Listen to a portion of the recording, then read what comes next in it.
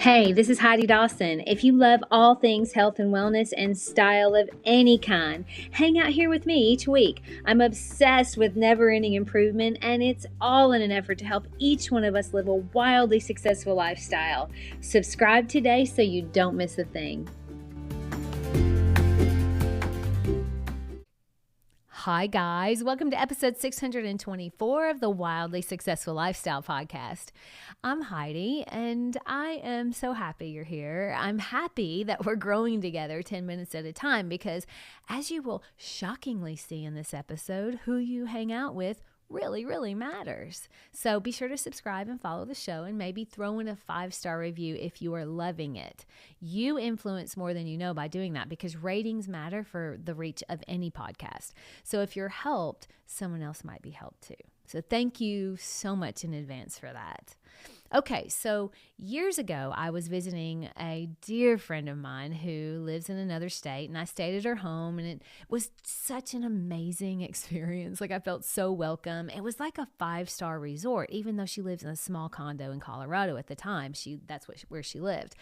But she had fresh flowers in my room, a little welcome setup of fruit and sparkling water and little chocolates and the most beautiful bouquet of flowers. This was not just tulips stuck in a jar, which is beautiful, and I don't mind that at all. But she had actually arranged all these things. Anyway, even in the morning, she made me this gourmet coffee drink in the loveliest coffee cup. And her coffee cup was very similar to mine, but just a little different. So there we are sitting in our kind of matching jammies in her condo overlooking the Colorado mountains. And I have to say, I was loving it. And every little vignette in her home was just a beautiful, fascinating experience.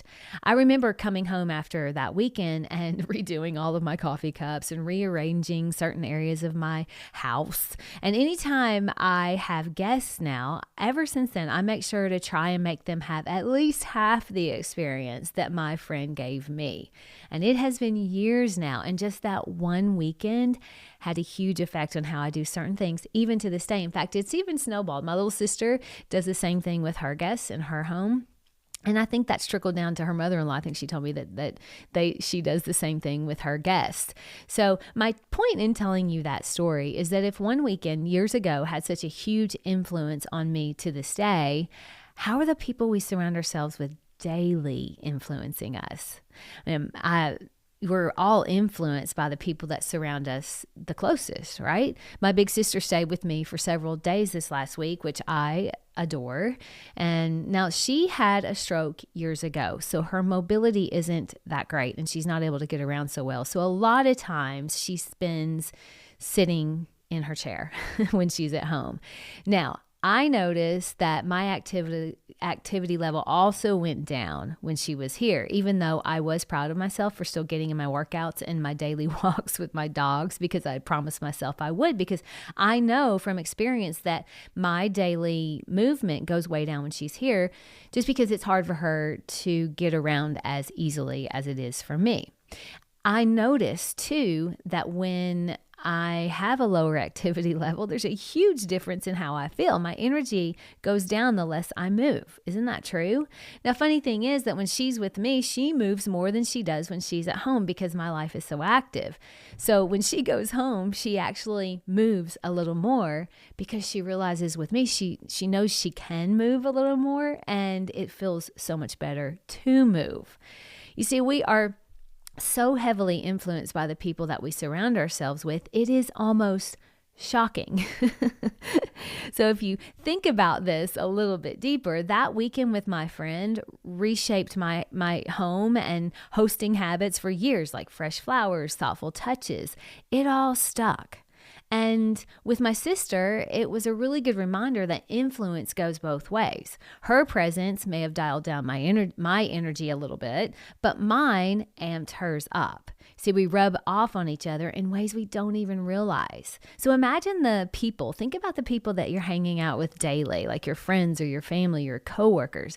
Their habits sneak into yours. If they're always grabbing takeout, you might too. If they're gym rats, suddenly you're going to be probably lacing up your sneakers a little more often. It's like osmosis for behaviors. And it isn't just about activity. It spans eating, mindset, even happiness. Have you ever noticed how a grumpy friend can sour your mood or an optimistic one can lift you up? We are wired for this. It's human nature. Now, if you're wondering if this is all just like anecdotal, we have to look at the studies because they have done so many studies about this. And they show that our social circles really do shape us. And it isn't just people just saying that. There's data from long-term research, like there was one from Framingham Heart Study, which tracked over 12,000 people for decades. So, for instance, take obesity, for example, something tied to daily habits like eating and moving.